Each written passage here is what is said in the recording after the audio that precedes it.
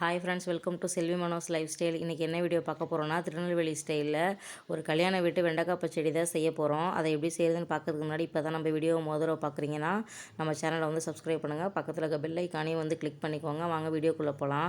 பாருங்கள், பச்சடி செய்கிறதுக்கு ஒரு 300 கிராம் வெண்டைக்காய் வந்து எடுத்து நல்லா கழுவி வச்சுருக்கேன்.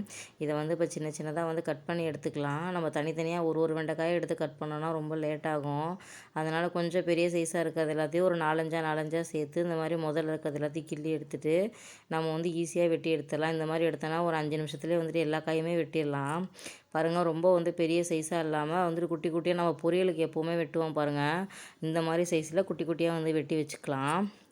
இதே மாதிரி எல்லா காயுமே வந்துட்டு வெட்டிடுங்க நீங்களும். உங்களுக்கு வந்துட்டு வெண்டைக்காய் வந்து முடிஞ்ச அளவுக்கு பிஞ்சு வெண்டைக்காயாக இருந்தால் ரொம்ப நல்லாயிருக்கும். பாருங்கள், எனக்கு இடையில ஒரு வெண்டைக்காய் வந்து கொஞ்சம் முத்தலாக இருந்துச்சு. உங்களுக்கு முத்தலாக இருந்துச்சு அப்படின்னா உடச்சி பார்க்க தெரியாதவங்க அது வெட்டும் போதே வந்துட்டு அந்த இடத்துல ரொம்ப இப்படி மாதிரி சத்தம் மாதிரி வரும் கத்தியில். அந்த மாதிரி இருக்க காயை வந்து தூக்கி போட்டுருங்க. பிஞ்சு காயாக இருந்துச்சுன்னா அந்த பச்சடி வந்து ரொம்ப டேஸ்ட்டாக இருக்கும். பாருங்கள், எனக்கு வந்துட்டு எல்லாமே பிஞ்சு காயாக தான் பெரும்பாலும் இருந்துச்சு. 1-2 மட்டும் தான் முத்தல் இருந்துச்சு. அதை மட்டும் எடுத்துகிட்டு மீதி எல்லாத்தையுமே வந்துட்டு வெட்டி எடுத்துட்டேன். இப்போ இதே மாதிரி வந்துட்டு ஈவனாக எடுத்து வச்சு எல்லா காயுமே வந்துட்டு வெட்டி எடுத்துக்கலாம். பாருங்கள், எனக்கு 300 கிராம் காய் வந்து இந்த அளவுக்கு தான் வந்துச்சு. இப்போ இதுக்கு வந்துட்டு ஒரு வெங்காயம், ஒரு தக்காளி வந்து எடுத்து வச்சுருக்கேன். நான் பெரிய சைஸுங்கிறதுனால ஒரு தக்காளி எடுத்து வச்சுருக்கேன். ஒரு வேளை சின்ன சைஸாக இருந்தால் நீங்கள் 2ஆக வந்து எடுத்துக்கோங்க. பெரிய வெங்காயமே எனக்கு மீடியமாக இருந்ததுனால நான் ஒரே ஒரு வெங்காயம் வந்து எடுத்துட்டேன்.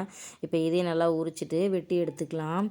இதை வந்து நீள்வாக்கில் வெட்டாதீங்க, நல்லா இருக்காது. இந்த மாதிரி நம்ம ஆம்லேட்டுக்கு வெட்டுவோம்ல குட்டி குட்டியாக, அந்த மாதிரி வந்துட்டு சின்ன சின்னதாக வந்துட்டு வெட்டிக்கோங்க. அப்படின்னா வந்துட்டு வதக்கும் போது ரொம்ப நல்லாயிருக்கும். அதே மாதிரி பாருங்கள், தக்காளி வந்து சின்ன சின்னதாக வந்துட்டு வெட்டி வச்சுக்கலாம். இப்போ செய்யறதுக்கு வந்து பொருள் ரெடியாக இருக்குது. இப்போ வந்துட்டு ஒரு வானல் வச்சு ஒரு ஸ்பூன் வந்துட்டு எண்ணெய் மட்டும் விட்டுருக்கேன் கொஞ்சமாக. இதில் வந்து நம்ம வெட்டி வச்சுருக்க வந்து வெண்டைக்காயை வந்து முதல்ல போட்டுடலாம். ரொம்ப எண்ணெய் சூடான உடனே போட்டுறாதீங்க. போட்டவுடனே வந்துட்டு வெண்டைக்காய் கரிஞ்சிடும். லேசாக சூடான உடனே போட்டுட்டு அப்படியே வந்துட்டு வதக்கி விடுங்க. இது வந்துட்டு இந்த வளவளப்பு தன்மை போகிறதுக்காக தான் முதல்லையே வந்துட்டு வதக்கிடுறோம். நம்ம இப்படி செய்யாமல் வந்துட்டு நேராக வெங்காயம் தக்காளி வதக்கினோடனே வெண்டைக்காயை போட்டோம்னா அந்த வளவளப்பு தன்மையில் அந்த டேஸ்ட்டே வந்துட்டு நல்லா இருக்காது. ரொம்ப ஒரு மாதிரி கொல கொலன்னு இருக்கும்.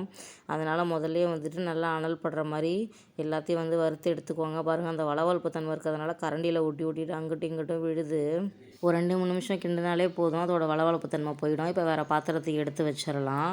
அதுக்கப்புறமா வந்துட்டு இன்னொரு வானல் வச்சு அதில் கொஞ்சமாக வந்து எண்ணெய் விட்டுட்டு எண்ணெய் காஞ்ச உடனேயே கடுகு, கொஞ்சம் சோம்பு, அதுக்கப்புறம் கொஞ்சம் ஜீரகம். உங்களுக்கு பிடிக்கலன்னா நீங்கள் சோம்பு கூட போடாமங்க, எனக்கு பிடிக்கும், நான் போட்டிருக்கேன்.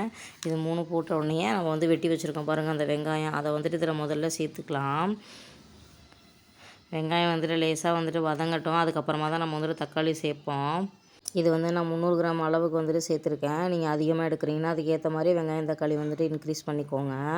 பாருங்கள், வெங்காயம் வந்துட்டு லேசாக வந்து வதங்கிக்கிட்டே இருக்குது. நம்ம வந்து பச்சை மிளகாய் எதுவுமே வந்துட்டு இதில் சேர்க்க மாட்டோம். இந்த டைமில் வந்து 2 வரமிளகா மட்டும் சின்னதாக சைஸ் இருக்குது, கிள்ளி போட்டுக்கலாம். வரமிளகாவும் நிறைய போட்டுறாதீங்க, ஏன்னா இந்த டேஸ்ட் வந்துட்டு அதில் இறங்கிடும்.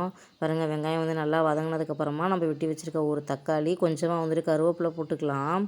இது நல்லா வந்துட்டு கிண்டி விடுங்க. தக்காளி வதங்கிறதுக்காக கல் உப்பு வந்து கொஞ்சமாக போட்டுக்கலாம். இது வந்து தக்காளிக்காக மட்டும் போடுங்க. நம்ம வந்து காய்க்கு வந்து அப்புறமா போட்டு வதக்கிக்கலாம்.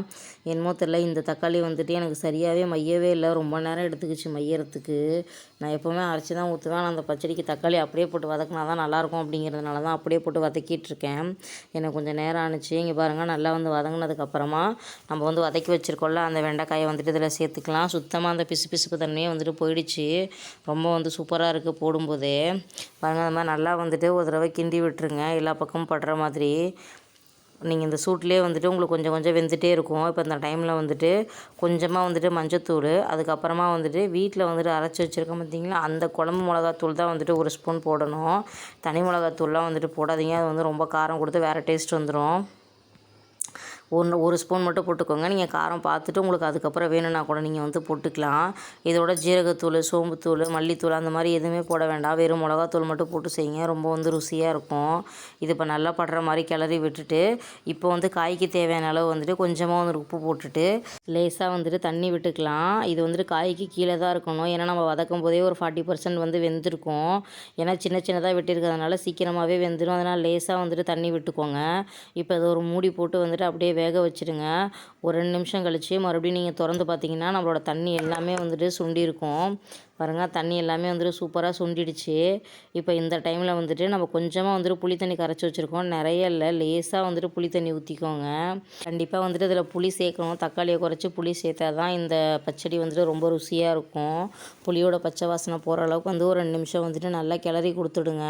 காய் வந்து நல்லாவே வெந்துடுச்சு. இந்த மாதிரி நீங்கள் செஞ்சுட்டு நீங்கள் வந்துட்டு ரசம் சாதம், சாம்பார் சாதத்துக்கு பொரியல் மாதிரி வச்சு சாப்பிட்டுக்கலாம். இல்லை நீங்கள் அப்படியே பிசைஞ்சு சாப்பிட்டாலும் ரொம்ப ருசியாக இருக்கும். பாருங்கள், புளியோட பச்சை வாசனை வந்து போனதுக்கப்புறமா ஒரு 4 கீத்து தேங்காய், கொஞ்சோண்டு சோம்பு போட்டு வந்துட்டு அரைச்சி வச்சுருக்கேன். இதை வந்து தண்ணி மாதிரி அரைக்கக்கூடாது, இந்த மாதிரி வந்துட்டு பேஸ்ட்டு மாதிரி தான் அரைக்கணும். அப்போ தான் வந்துட்டு போட்டு கிண்டும் போது டக்குன்னு நம்ம இறக்கிடுவோம். அதனால் பாருங்கள், அதை போட்டுட்டு ஒரு கிளறிட்டு ரொம்ப நேரம் வந்து வச்சுருக்கக்கூடாது. அந்த காயோட சூட்லேயே வந்துட்டு இது நல்லா வந்துட்டு வதங்கிடும். லேசாக வந்துட்டு ஒரு 2 நிமிஷம் வந்துட்டு கிண்டிட்டு உடனே வந்துட்டு இறக்கிடலாம். இது நீங்கள் அப்படியே சாப்பாட்டில் பிசைஞ்சு சாப்பிட்டிங்கன்னா ரொம்ப சூப்பராக இருக்கும் ஃப்ரெண்ட்ஸ். திருநெல்வேலி சைடு இந்த பச்சடி இல்லாமல் கல்யாணமே நடக்காது. அந்தளவுக்கு சூப்பராக இருக்கும் அந்த பச்சடி. நீங்கள் கண்டிப்பாக ட்ரை பண்ணிவிட்டு எப்படி இருக்குன்னு வந்துட்டு சொல்லுங்கள். ஒரே மாதிரி செஞ்சு சாப்பிடாமல் இந்த மாதிரி டேஸ்ட்லேயே வந்துட்டு சாப்பிடுங்க. உங்களுக்கு ரொம்ப பிடிக்கும் ஃப்ரெண்ட்ஸ். பாருங்கள், அவ்வளோதான், நம்மளோட வந்துட்டு பச்சடி வந்து ரெடி ஆகிடுச்சு. இப்போ வேறு பாத்திரத்துக்கு மாற்றிடலாம். எவ்வளோ சூப்பராக இருக்குது பாருங்கள். இந்த வீடியோ உங்களுக்கு பிடிச்சிருந்துச்சுன்னா லைக் பண்ணுங்கள், ஷேர் பண்ணுங்கள், கமெண்ட் பண்ணுங்கள். மறக்காமல் நம்ம சேனலை வந்து சப்ஸ்கிரைப் பண்ணுங்கள் ஃப்ரெண்ட்ஸ்.